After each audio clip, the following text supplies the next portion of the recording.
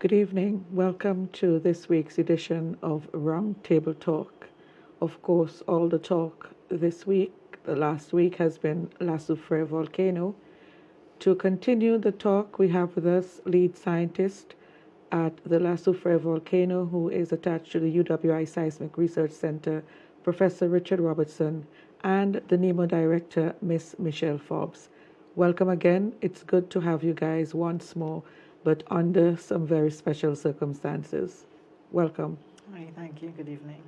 Hi, good evening, and thanks. Professor, I want to start with you, and I want to go back to last week, Thursday, when the order to evacuate was given. Tell us, if you will, what were the circumstances that led you to decide that this was the time, this was the moment to call for that great move? Right. I think it seems like many years ago that happened, doesn't it? The last week or so has been quite long. But essentially, I think we were fortunate in that the volcano gave some clear signals. And we happened to have amongst the team with us people who were able to recognize these, particularly Roderick Stewart, who is a volcano seismologist who's here assisting us from the N.E.M.O, who had seen, he's a very experienced seismologist, and he had seen certain signals. But essentially what happened, of course, we know the volcano was into this effusive activity. And that effusive activity generated certain specific signals, which we had gotten accustomed to. We spoke about those dome emplacement events, which clearly indicated that it was growing a dome. But then there were two occasions in which it changed. As people would recall, there was a VT, a volcanotectonic earthquake swarm. That was the first one, and there were some events that people actually felt. So that was the first indication that something was changing. And then it went back to its regular dome emplacement events. And then there was another VT earthquake swarm. And again, when you're monitoring these things, you look for changes, you look for patterns, and you look for changes in the pattern that are indicative of the system trying to do something else. We always knew that the material out there was sort of part of something else. Something must have been pushing it. Something below, we've always said, wanted to get to the surface. And there was also a question of whether it would and whether it would be gas rich enough, sufficiently gas rich. So the next signal then, which sort of led to the thing, was that it started to go into what we call tremor. Now, tremor on volcanoes is usually associated, there are clear signals that magma is on the move. So if we didn't know that from physically, we saw the dome coming out, that told us that something was pushing it, and indirectly told us that magma was on the move or trying to get out. Then the VT earthquake swarms, which are associated with breaking of rock and sort of fluid or magma pushing through rock, again, that was an indicator. And then we got into tremor. What that told us is that it had moved from pushing the dome out to now breaking through the dome and now moving. That's what the tremor sort of suggested, that it was moving. And then we got into, the final nail was that we got into banded tremor, which was tremor activity, which was occurring in discrete bands. So you had tremor and then break, tremor and then break, tremor and then break. And if you're a volcano seismologist who have been monitoring volcanoes, that's a classic sign that magma is on the move. And usually there is that's the last sign that's going to cut to the surface, basically. We knew that once you got to that stage, that we couldn't tell exactly when. There was no other indication. There was not going to be, we didn't expect there to be any other signal that it would get to the top. And since we didn't know what that getting to the top meant, in other words, we didn't know if it was gas rich or if it was just going to be more of the same. So we weren't sure. But the evidence suggested that if this thing was pushing this dome, this mass of rock for so long, and it hadn't stopped, the mass of magma, the mass of dome that was there hadn't stopped it from pushing, it suggested to us that it had enough gas in it. And if we now having signals that this gas-rich magma was getting to the surface or close to the surface, then, the next thing we expected was an explosion. But so that's what sort of the tremor, VT earthquakes, the tremor and the banded tremor And banded tremor being something that says that the next thing you have is magma at the surface. The banded tremor was kind of the last thing. So we essentially told the government that we couldn't guarantee that within the next 24 to 48 hours that you would not have an explosion. And that to a large extent is what then led to the decision by the government to evacuate people. It was appropriate because it meant that you didn't know, since you didn't know when things were going to happen, you knew you had to move people. And of course, remember, it was happening, it was getting close to sort of the end of the day. I think the feeling was that you didn't want something to happen during the night when people were there, and it then started, you then tried to move people. That was the worst thing. So they thought that the best thing was to move them before, at least start moving before the night, and so that you'll be moving already in case something happens. Unfortunately for us, nothing happened during the night. And in the early morning, bang on schedule, Soufriere erupted. So, as I said, it was a matter of this volcano. I think we were very fortunate. The volcano gave clear indications, and we had the right people, sort of the right combination of people here who saw the signals, who identified them, and sort of we came to a certain conclusion that, and of course, we had the people that were listening that took the information we had and made decisions. So, I think we were fortunate. Volcanoes don't always operate like that. Sometimes they do totally different things. But I've been saying before, Soufriere has been giving us all kinds of signals. I mean, it doing nasty things, but it's always telling us what it's going to do. We just have to listen, and we just have to see and respond, and we can minimize the impact it will have. You were so precise. I mean, within less than 24 hours, Soufriere did what she had to do. From your Yes. experience and your observations, what are the similarities or the differences in respect of the 1979 volcano when compared to this current eruption? Well, I think the similarities, let's start with the similarities, if there are any, is that certainly the first kind of explosion we saw was similar to the first kind of explosion that you had in Soufriere 79. It's what's called a, well, it's closer to what's called a volcanic explosion, which wasn't quite the classic volcanian, but it was one that went up pretty fast. That's quite similar to how it started. Also, the events that we have in N.E.M.O later on are also quite similar to Soufriere 79. How they're different? They're different in terms of the second set of explosions and that period that happened after the first one.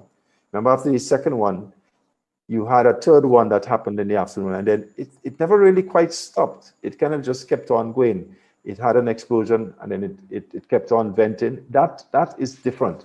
Soufriere 79 didn't have that extended period of essentially very energetic activity where it was pulverizing the rock so much that it was producing ash that was fine, and therefore, because it was so fine, it could push it up into the atmosphere very high, and therefore it means that the ash had the potential to get much further afield. In 79, you didn't have that. What happened is that the volcano didn't fragment, didn't break up the rock as much as fine, and therefore it didn't get as high in the air. And what happened often that it collapsed on itself, just like what is happening now, those kinds of explosions where it goes up pretty high, but it falls back down because it has bigger fragments, and it has less energy. So perhaps less gas in it, if you think of that. The picture on this slide is more of a classic, in this picture there is more of a classic volcanic explosion, rather than the ones that we had in the second and third explosion, and then successive ones after that are more closer to what's called a Plinian kind of eruption, where it essentially jets ash and steam for quite a few times. So we were looking at the records recently, and we could count at upwards of about 20 or 30 events, discrete events that went on over the couple of days in terms of since the eruption started. So that in that respect, it's different. And that, to be honest, that had us worried for a little bit, because we knew that Soufriere was capable of those kinds of eruptions, but it hadn't done, we didn't think it had done that for a long time. But we in doing this eruption, we have a large team that interact with us, both the small team that I say, but also a team in Trinidad, and we also talk a lot to collaborators in the UK. And in discussing all of that, we realized that it wasn't that different from past eruptions in the sense that the 1902 eruption did have periods like that. So that sort of gave you a little bit more comfort that what we were seeing is something that was similar to historic periods, but not too much different, because we were worried that it might have been more prehistoric, which were large eruptions that we were into when we were into that very intense period. So one of the features of the eruption so far has been that extremely heavy ash flow. To your memory, to your knowledge, has there been such a huge ash flow in any previous eruptions in St. Vincent? Well, that's the thing. In terms of not in historical times, but in terms of the geologic record, I think you can't live in St. Vincent if you don't know those yellow, you see those yellow cliffs at Connery? There's a lot of yellow deposits. I don't know what they call it, but they cliff, they fall away all the time. Those thick deposits that you see all over St. Vincent, in fact, you see them in the south, you see them in the north. Those are actually deposits from Soufriere, and those were Soufriere deposits. Well, they were a result of eruptions that happened probably sometime between 14,000 to 50,000 years ago. Those were deposits from what's called subplinian eruptions, where the volcano was just simply gushing ash and steam for quite a long time, sometimes for days. And in those eruptions, you will have a lot of ash produced, and the entire island would be doused with a substantial amount of ash. And it more or less, it almost made the country like a desert. If you think of what the volcano itself looks like now, or some parts of the northern part of the country, that would have been much worse, and that would have applied in the entire country when you had these subplinian eruptions. And as I said, at one point during the sequence that was playing out, we were really worried that it looked like it had gone to that kind of scale. But in checking the records and checking various other things, we realized that that's not the case. You have had similar periods of past eruptions. We think there were times in the 1718 and the 1902 eruption when you had those intense periods of activities, just that it wasn't as well documented as we are obviously documenting it now. We are monitoring it closely and we're looking at it closely. While in the past, in those historic eruptions, the volcano was monitored. So the documentation of that kind of activity is not really there. You kind of have to tease it out. So initially you think it was really similar to the prehistoric time, but then we realize now it's more similar to historic, which is, that kind of scale is sort of manageable. The scale of the prehistoric ones, which produced the yellow tufts, the yellow deposits, that would have been a problem for the country. Well, more of a problem than the ashes now. That is. Okay, when we come back, we'll talk about the current status of the volcano, and we'll also bring in Ms. Michelle Forbes, who is heading a massive operation in terms of evacuation and managing that process. Back in just a moment. Welcome back, Professor. Before I bring you back in, someone is asking if you can tell how many discrete explosions have been recorded thus far. Yeah. Well, I actually, if you notice, when I was counting from a sheet of paper I had here, because I knew that question was going to come up. We think there was at least 29 from the signals that we have, and a lot of them were earlier on. So we've had about 29 seismic signals that suggest that you had discrete explosions or ash venting events from this volcano since it started. Okay. What's the current status of the volcano? That's a quite busy volcano.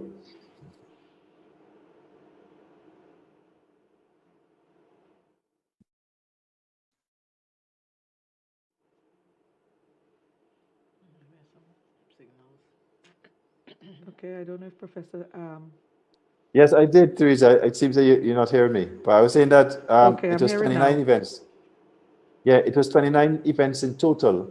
And I was making the point, it was a very busy time, particularly in the early past. The last four, if you think of the last four, took like 2 days to happen. It means that the previous numbers happened. In fact, most of them happened within the first 3 days, in fact, when you were simply having sort of this almost a jetting of ash and steam into the atmosphere very vigorously. So it was quite busy from Friday towards Friday, Saturday, Sunday. It was quite busy, and then it reduced its rate over the past 2 days or so. How is she behaving right now? I don't have to say she or he because I know there's been a little. Well, The it's guys last, so don't it's want supposed you to be to she, say isn't that, it? and so how is she behaving right now? Well, I was going to say it's la, so I think the French means that it's supposed to be female. Um, There you so, go. right. So, right now, as I said, volcanoes develop patterns, and we try to look for the patterns. And the pattern of activity now is one in which it does something, and then it produces these events that we call long period events, which are usually associated with a sort of a staccato kind of movement of magma. It's almost like it's in a chamber, and it's resonating. But the idea is that the long period events suggests that it's trying in Montserrat, for example, it's been associated with dome growth. So the idea is that there's magma down there. It doesn't have enough gas in it to sort of come straight out. So it's sort of moving in a sort of jerky kind of way, trying to get to the surface. And then what happens is that these long period events become more frequent. They actually get bigger, and then it goes into a period of tremor, which often is a signal. Well, there's a sort of a slow build up, and then there's an impulsive. The size of the signal increase, and that size of signal is usually associated with a punching of some. There's an explosion at the summit, and it's either a very gas-rich plume, or it's a plume that has ash in it. Now it has moved from having and the explosions are usually what we call volcanic explosions, which means that material goes up in the air, a plume is produced, and often you have pyroclastic flows associated with it because there's collapse of the material going in the air, and it goes on the mountainside as pyroclastic flows. So we've had at least, I think, at least 4 of them. We want to hopefully, well, not hopefully, but we should be having another one sometime early tomorrow morning. And they are sort of, they happen every probably 12 or 13 hours or so. So you have these events, these explosions, and then you have it being quiet, and then you have these long period events which become bigger, and then you go into another explosive event. So that's a pattern it has developed within the last 2 or 3 days or so. What that is telling us, what that's suggesting to us, is that gas, which magma that came out, that then went gushing ash and steam for a long time, for a couple of days, has now gotten rid of a lot of its gas. It's not so rich in gas, and its gas and the production of gas, and how easily it is to come out of the magma and to come up to the surface, that determines how fast or how powerful or how quickly the material comes up, and whether it's explosive or not. So it's suggesting to us that it probably doesn't have as much gas, so therefore it's finding it harder to come out, and it's kind of solidifying at its upward end somewhere along, and therefore there's a potential that it will form a dome again. But sometimes it doesn't. Sometimes it solidifies such that it becomes solid, and the top part of it that is trying to come out, so eventually it punches through. And when it punches through is when we have one of those events. Every 13 hours or so, give or take a few hours, it punches through. And each of those punches so far, for the last 4 that we've had, they become more or less a little bit weaker. So the first one was really big, and it produced all these pyroclastic flows that went towards the east. Larakai all the way down to Waterbury. Remember, we were saying that those valleys have been damaged, and pyroclastic flows have come down them. And then the last one that we had late, sort of early this morning, late last night. Well, no, early this morning, sorry, it was at 11:32 this morning, was not as vigorous, and it looked more like it had some ash in it. It didn't produce any pyroclastic flows. So marginally they're decreasing in strength, and they're becoming weaker, which is telling us that it's having a hard time coming out. And we think that probably eventually they will stop, it wouldn't be able to, it wouldn't have enough gas to come out of you. You might have a dome forming, and there might be a period of quiescence when it's not doing very much in terms of activity. You probably wouldn't have any explosions. You probably would have some steaming going on. But that doesn't necessarily mean that it's finished. We don't think it's necessarily going to finish like that. Well, we don't think it's completely run out of steam. And we think that it's possible that another pulse of gas, which magma, might come through and might start the system going again.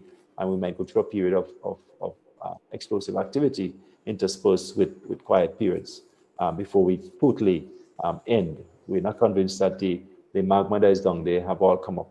We're not sure how much it is, and we're not convinced it's completely up or that it's out and that it's run out of steam completely. So if and when it stops, I like to caution people to think that that means that the eruption has ended. It will take a little while for us to be really sure it's ended. And therefore, we still need to remain on our guard. We still need to avoid and not go into the areas that are evacuated and you know, take protection, make sure that we minimize the impact of the ash in the areas that we occupied, which would be still safe apart from the ash impact. Okay, I have a lot of questions for you, but I need to bring in Miss Michelle Forbes at this time. Okay. Michelle, you're probably heading one of the most, if not the most, maligned organization in this country. Since the eruption, you've had to evacuate quite a lot of people from the red zone, move them into the south. Tell us how that process has been going in terms of numbers. How many people have actually moved out, if we have that precise figure? And also, what have been the challenges of evacuation and managing the evacuation process? That's quite a bit, Theresa. The evacuation process would have commenced just after, from the time we made the announcement last Thursday. And we were actually in a meeting on Thursday evening when I got the call from Professor Robertson saying that, Michelle, I think this is it now, and we need to make, that decision.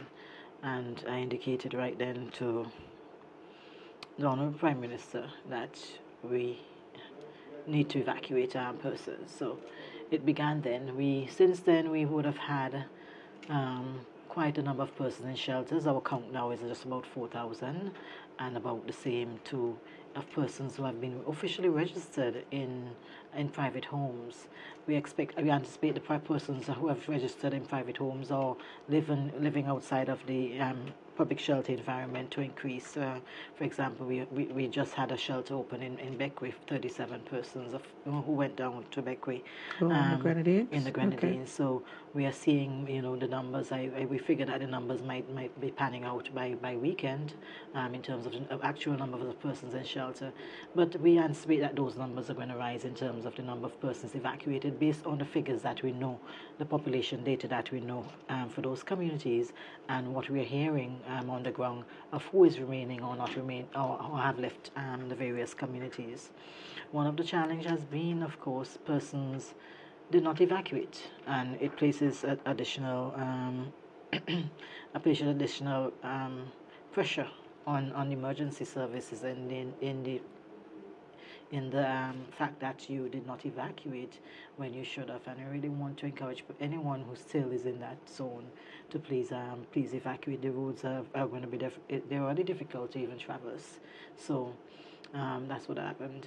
The issue of there are several things that have happened over the last few days that have been even more challenging. The absence of the water has been one of the ongoing issues that plagues the emergency shelters and our private homes, because we are without water also.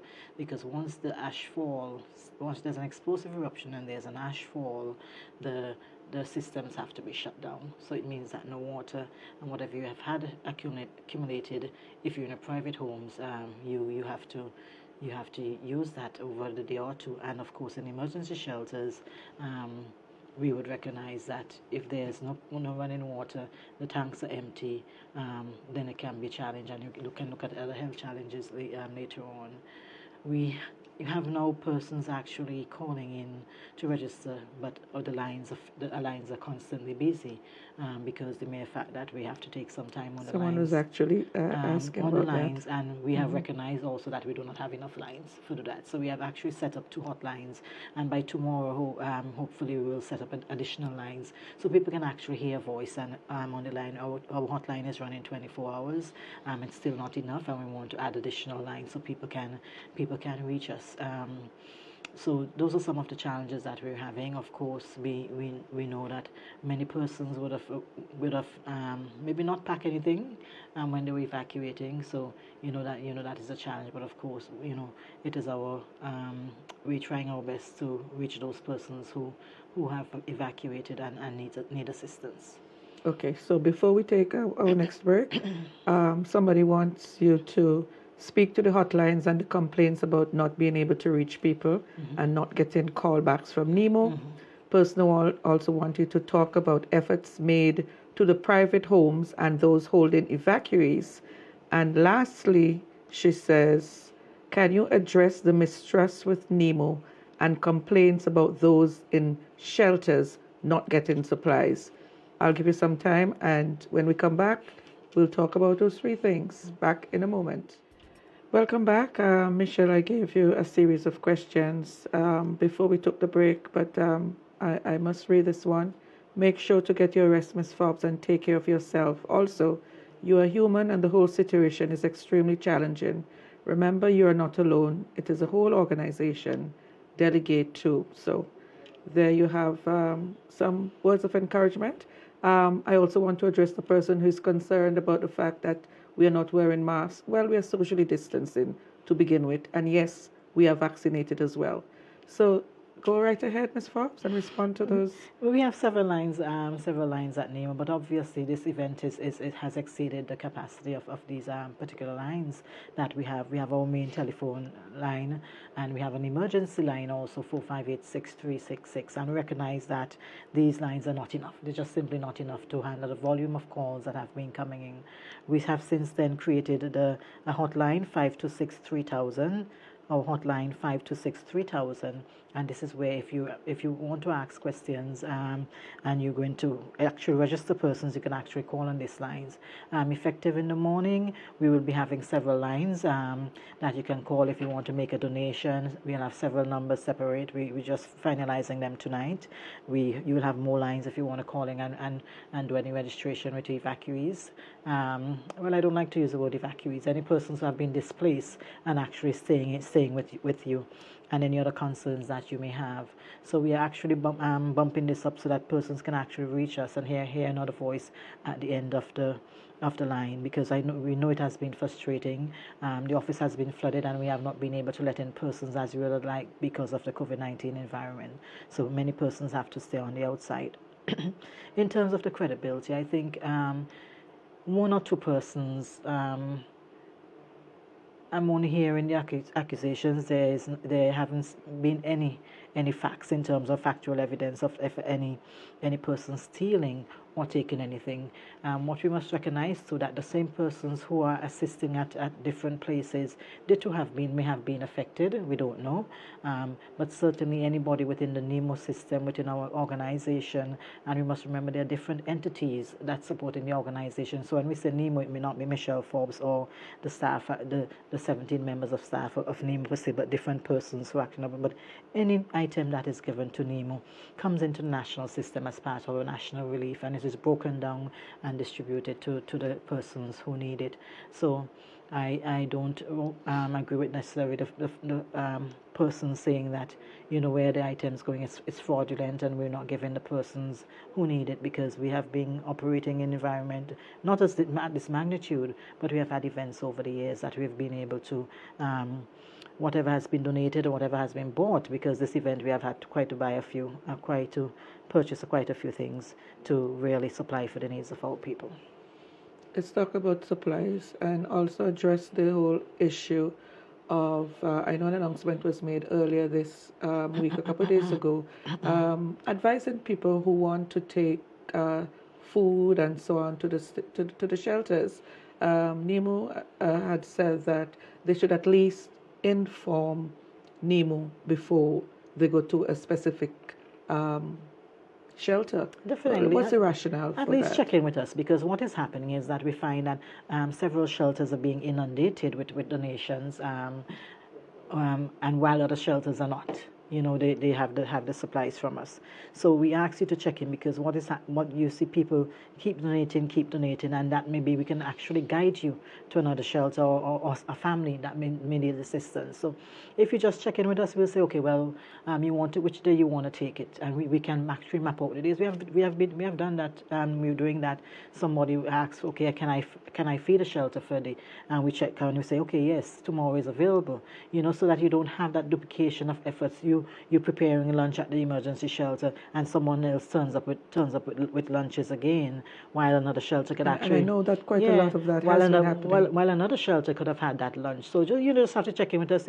We okay if you want. It's not that you're stopping no, anyone. No, we're from... not stopping anybody, because people want to actually have a give to others. So just check in with us. We'll be able to guide you along. Which areas you can assist. We having calls from the corporate sector, the private sector, saying we want to adopt a shelter that have persons from a particular community, those kind of actions, and we welcome it, because we know we are all in this together. It's not government alone. We have to we are all in this for the long haul. We don't know how long, but in terms of that whole corporate responsibility and being able to give back to the people. So we welcome this kind of support. We are not turning it away. But what is happening, everybody wants, a lot of persons want to do their own thing. And we cannot just allow it. Not just that, persons are just turning up to the shelters. We're in a COVID-19 environment. The person's privacy and security within that whole environment is paramount. And we have to ensure that is maintained. So we have added several restrictions, because for you not just be able to walk into the shelter like that, because we know that public health has to be on the ball and keep visiting those shelters from time to time, just to see what is happening. So it's really twofold, a precautionary, because in the current environment we're in, the security of the shelter, of the personnel in the shelter, the persons in the shelter, those persons who have been displaced by this eruption, and of course to avoid the repeat or the glut of items to one shelter where another may not be having. And that's spoilage and wastage. So someone is saying, can Ms. Forbes speak directly to the international diaspora and state 5 of the most important items that the country needs so we can structure our relief efforts? Several of the items we have had a needs list for the last week. After every event, we tend to generate our needs. So our needs change over a period of time. There's always still a need for water. If this eruption continues, we can see and the water system continue to be shut down. We may have some challenges there. I know CWS is doing an excellent job to try and really give us back as much water as possible. But anytime we have any ash fall, that presents its problems. We're looking for support for the families. We anticipate by the end of the week or early next week we should have all the cots and the mattresses that we need, especially to support those persons who are staying with in private homes. So we need water jugs, for example, water bladders. Water bladders to really fill up water, especially for the shelters. So some of the needs that we have had are really being fulfilled. Initially, we had water tanks, but we think that we're going to reach that capacity of having enough water tanks by the end of the week. But I want to ask persons, so you don't not necessarily have to send items. And a person asks you for five items, but you can also donate cash. Cash to the cause in terms of having us allow to buy things on the market, because we have businesses on the market and we want to encourage that spending and actually that business on the market. So our first preference would be after this week goes into next week is for cash donation, not necessarily for the bulk goods, because there are several bodies that are actually donating items, and we don't want a glut on the market. We don't want the market be flooded, because we still have to have our local businesses to survive. So we are still looking for various things, hygiene items, towels, hygiene items, toothbrush, toothpaste, and those kind of items. So those are some of it in a nutshell. Somebody's asking about the needs of children. The needs of children, definitely. we the children are very much affected in this event, and with the various ministries are doing different initiatives to really get the children through the Return to Happiness initiative that is run by the Ministry of National Mobilization and Education. But the children need a little snacks, a little game, those kind of things to keep them occupied, because they may have left without them and need to be occupied in the emergency shelter. So those are some of the things that we can look at. Okay. Someone is asking what's the plan for the 20 million from World Bank, but I think that they'll need to talk to the government about that plan. Certainly NEMO would not be able to answer that question for you. Someone wants to know if water will be distributed to private homes, especially private homes that are housing people who have evacuated. Once we have water, we distribute it generally, but water distribution falls with CWSA. But once we do have, we distribute it through communities. Actually, we partner with CWSA. We don't do it by ourselves, because we don't know which communities they may have reached. Once we are delivering to a family, we also try our best to include some water within that delivery. So we know we have more water coming in, and that is the biggest need. So that will also happen. So we have to work close with the CWSA, so we do not do our own thing, but also just complement what they were doing in the various communities. Somebody saying there are families, some families that are suffering and need help too, not just in the shelters. Well, we have had a rough year. I would say that we have had a rough year, and our Prime Minister has already indicated that he wants to assist several of these families. So the various agencies are working together to see, to ensure that this will be happening, maybe not in the first phase, but as we roll out as the week go along, to ensure that additional persons who may need help, other than those who have been displaced, can actually also receive that kind of help. And that's really in collaboration with the Ministry of National Mobilization.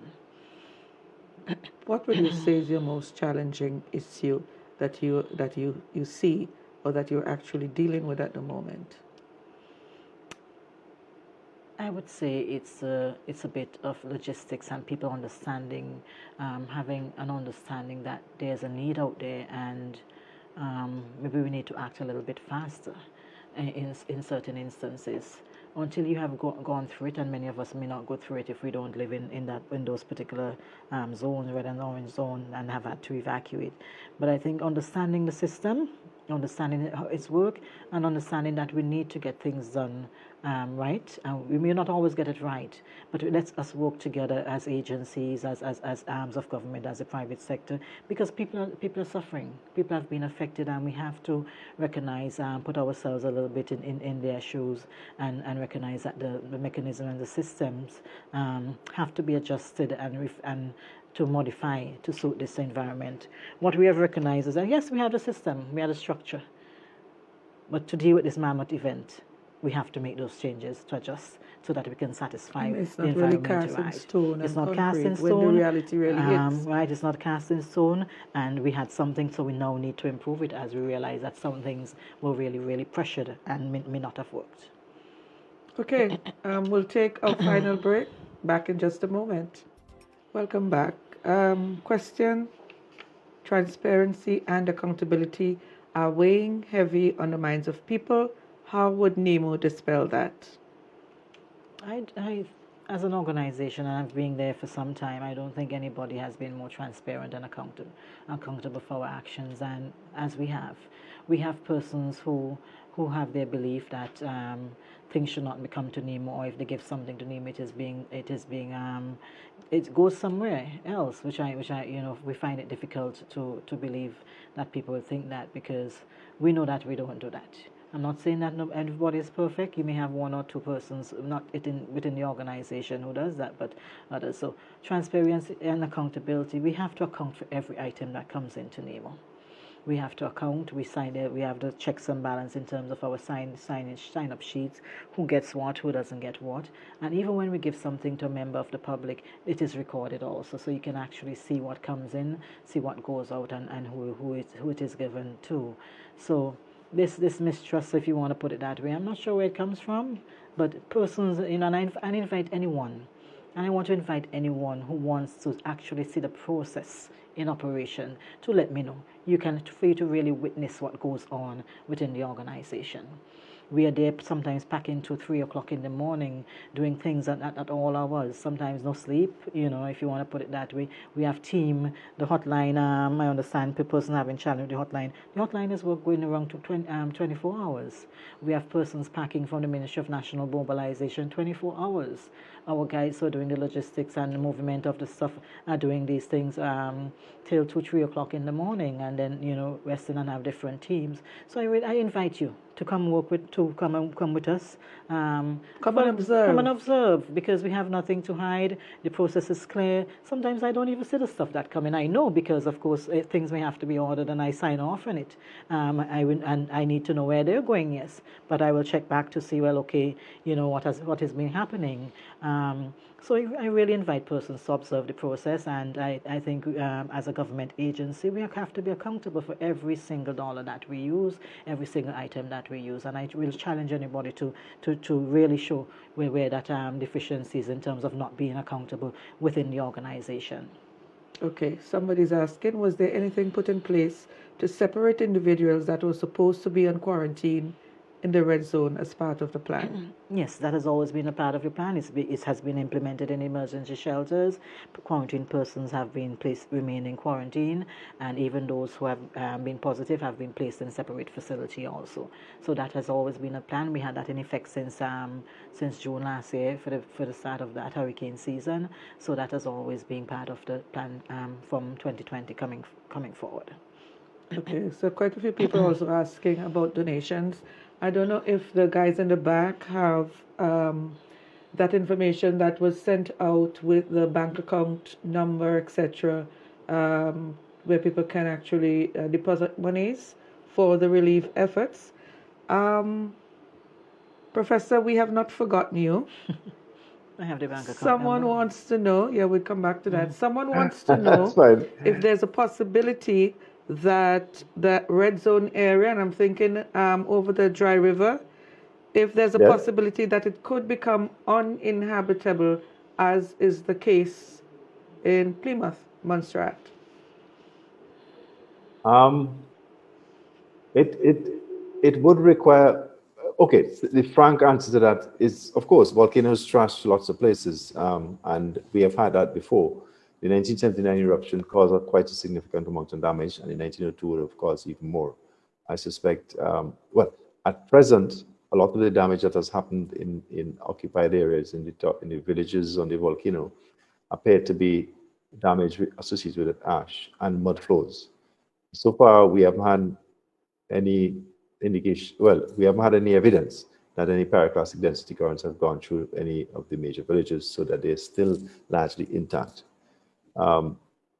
So yes, you could have a lot of damage. In terms of whether they are uninhabitable, the same thing wouldn't necessarily apply like in Montserrat and Plymouth. In Plymouth, one of the reasons you have it being as it is because of the duration of the activity. You had years in which the area could not be occupied, and therefore there was a lot of material deposited, and therefore there's a lot of burial. Soufriere doesn't erupt for that length of time, so that the chances of the material being deposited and therefore making the area totally, absolutely desolate is less so. So it means that, for example, long before you get to that stage where there's a lot of deposition, people would be able to go back and sort of start living and clean up things. In addition, we have always had some well-developed drainage systems that drain the land of debris, and a lot of it goes out to sea. Again, because of the nature of the landscape, you don't have any place in those villages for material to accumulate, to bury things. They will simply go off to sea. So it's not the same situation. It's possible in an absolute sense, but I don't think it's likely, because the eruption wouldn't go on that long for that kind of destruction to happen, or burial to happen, as you had in Plymouth. And somebody wants to know whether or not it's growing a new dome. We have no evidence of that, because simply we haven't seen into the crater. Although we do collaborate with people, with colleagues in the UK and the US, and have access to satellite imagery. I haven't seen the one for today, but as far as I'm aware, it hadn't up to yesterday. Because what is happening essentially is that it's, in a sense, it's trying to grow a dome. The signals indicate that it's trying to do that. But each time it almost gets there, it then has an explosion and destroys that effort. So we're into one of those periods where it again seems to be trying to.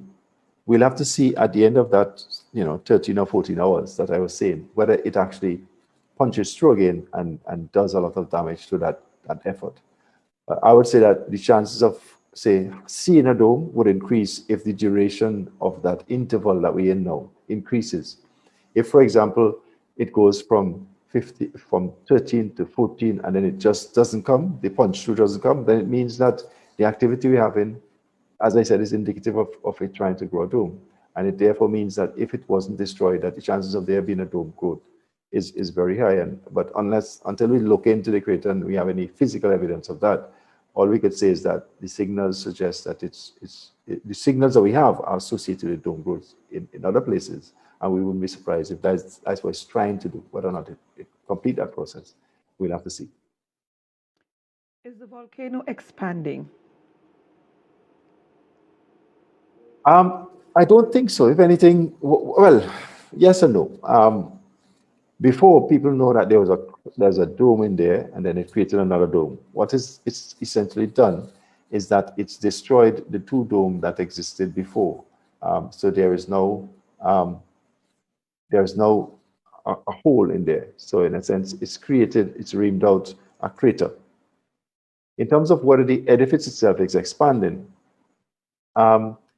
we never had any indication that it expanded, that there was any deformation outwards.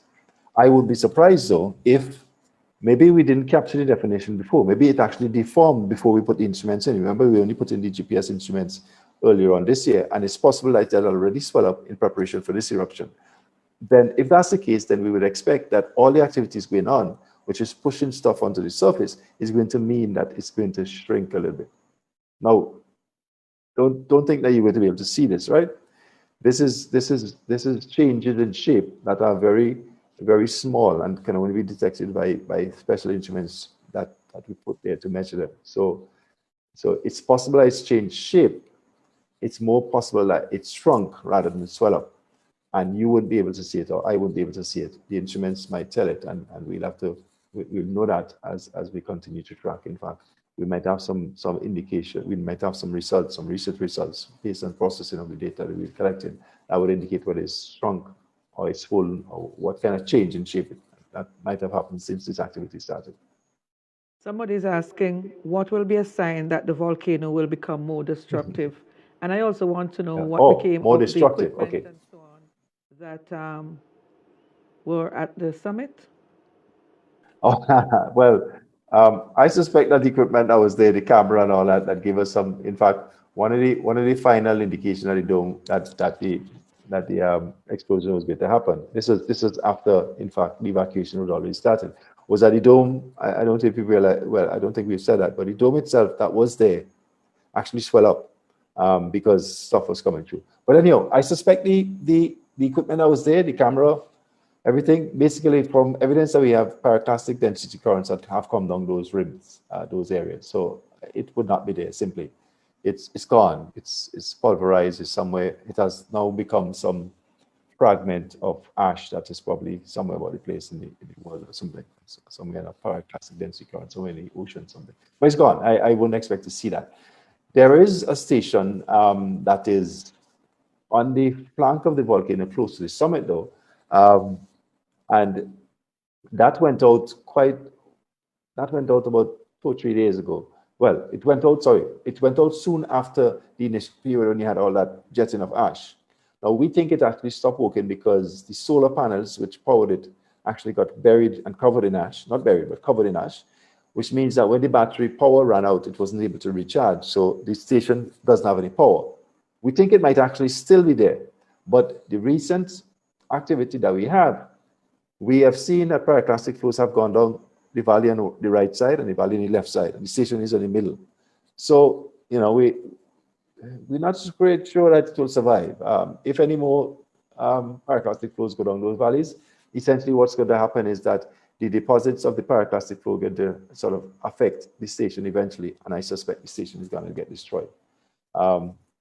So yeah, so I'm not sure if some of this is gone, and I suspect it's going to destroy more before we finish. Okay. So I'll bring you in for the final question, but there's somebody who seems to be quite irate here. N.E.M.O, this is for you as usual. You're used to being beaten up. I would like you to open up this conversation to the people of St. Vincent to be able to call and share what they're going through. People have been calling, no one is answering. St. Vincent need a free press, not two people at a table telling what they want, and there's no one to verify or question it. The money, food is for, as you say, the public. Give it to them. What about people who are unable to get to register with N.E.M.O? N.E.M.O should go to the people. There's millions of dollars pouring in at this time. So do not sit in your designated offices. Go to the people. That's the last thing I'm going to throw on you today, if you care to respond. Well, we have quite a bit of people working it, and when you say N.E.M.O, I just want you to remember it's just not the staff at the Secretariat. N.E.M.O is all the agencies of government doing various things, and we're out and about. What we are doing now, because we recognize that some persons may not be calling into the organization we are setting up, we are actually working now in the community structure, having different persons and different key persons in the community who will be able, who actually have been supporting this process, and even the persons from the communities who have been evacuated, they know where those persons are too. So they're feeding in that information. Say, okay, you can find Jane in this community. She's staying with XYZ. So that information is now coming in. It's difficult sometimes to know exactly where people are. So we have to depend on the community members to feed that in. So we are looking at not we're looking. We are putting in place now the different things. Different groups, not the different groups already in community, but different support systems within the community, the leaders, through the various ministries, volunteers, etc., who's actually capturing that information for us so we can actually get that information. And bearing in mind, we are working 24 hours. We have been working 24 hours. We do not close. We are there 24 hours. The Emergency Operations Center has to be running 24 hours and to be manned at all times. So it takes all of us to work in this, and different agencies are responsible for different things, but we also have to ensure that we follow through on what is happening, and we designate, we delegate, persons have their responsibilities, but we'll try our best, of course, we are going to improve the telephone system by tomorrow. We understand the hotline gives some trouble from time to time, but definitely recognize, and we're hearing what people are saying, and we will be able to reach us on the end of the line tomorrow. We're bringing in new persons, additional persons. We have been working 24 hours, and we continue to improve things as we go along. Okay, and I have to correct this one because I'm seeing somebody saying here that N.E.M.O must allow people to clear their barrels. N.E.M.O does not clear barrels. You get your personal barrels and you clear it for yourself, as you are accustomed to doing. So please, somebody wants to know if you have considered doing the registration process online as well? Yes, we have, yes, and we actually have considered that, and actually that's being done by the ITSD now to support. So that is being worked on? Yeah, that's being worked on. Okay. All right. Professor, somebody wants to know, when is it likely that you'll be able to fly over and get us some pictures? And I want to conclude by asking you, when is this volcano likely to go to sleep? Yeah, well, Teresa expected that question from earlier on, so. Okay, in terms of flyover, it depends, because the overflight for the volcano is not really only related to whether aircraft is available. It's also related to the volcano. As we know, planes don't like flying in ash, and when you have an ashy mountain like that, you have to probably get something like a helicopter, and then you have to have a particular kind of helicopter. I believe something is being worked on currently, because we would like to see in, of course. But that said, we are indirectly seeing it. It's just that we're not seeing it with the regular photographs that you see. We do collaborate with various people at the IPGP, at the USGS, at N.E.M.O. There's a whole grouping of satellite remote sensing experts who look at satellites all the time, task them to look at the volcano and give us interpretations and give us information on it constantly. The public don't necessarily see all of that, but we do get access to that data. So it's not like it's something that's completely, the fact that don't have a helicopter here, we don't have drones going up and looking at the crater, it doesn't mean that we're totally blind. So our analysis of what we've seen in the drums, to a certain extent, is validated by what the satellite data is saying. So coming to your more important question, when will it end? Somebody asked that question the other day to me, in fact, today, and I was telling them that if I could say that, yeah, that would be amazing, because we would have given a reasonable estimate of when it began. If we could say when it is end, yeah, I think you'd be calling the seismic team I don't know, you'll have to find some different words for how good we are at predicting things. But seriously, it's going to be similar to how I see you have a photograph, the satellite photograph of how it looks. It has a hole in the middle now.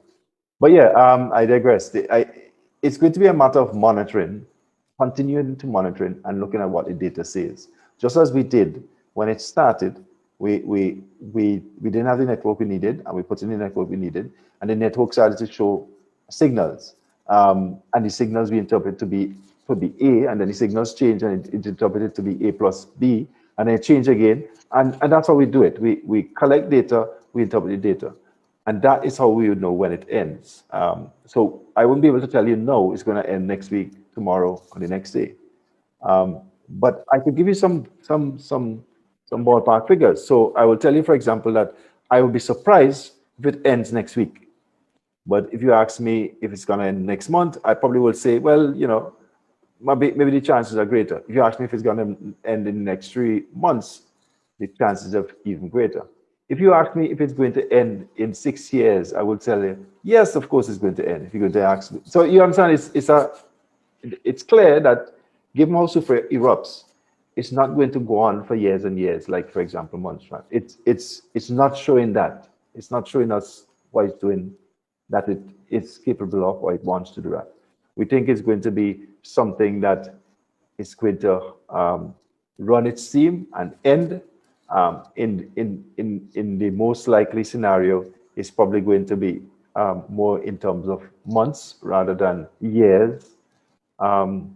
But certainly we'd be surprised if it's in terms of probably just a week or two. It's probably going to go on for longer than that. Whether we like it or not, we will have to learn to deal with the fact that the volcano is erupting.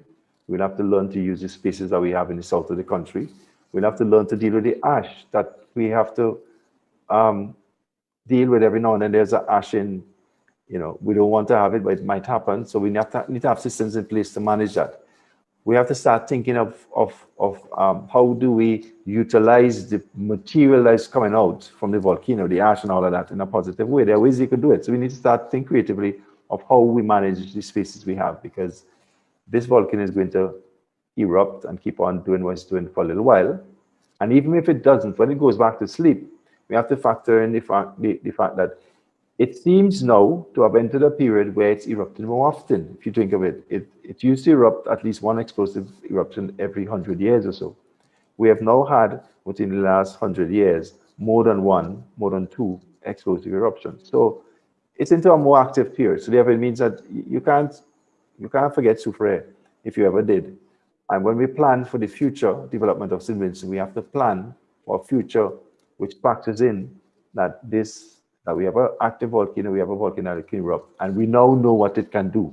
And therefore, we just have to manage our systems and put things in place so that we could manage it better. And I'm sure we can do that. We have done it with other things. It's just, this is another hazard we have to deal with and think creatively of how we deal with it. Thank you very much, Professor Richard Robertson. As usual, it's so wonderful to have you. Thank you for all you do. And I always like to remind people that you are my sixth form classmate, so of course, I have some bragging rights. Thank you. Continue to do what you're doing. And Ms. Michelle Forbes as well, you have a hard task on your hand, but we wish you well and we know you're up to the task. Good luck, and thank you guys for coming this evening. This has been Roundtable Talk. We'll be back again next week, Wednesday at 6. Good evening.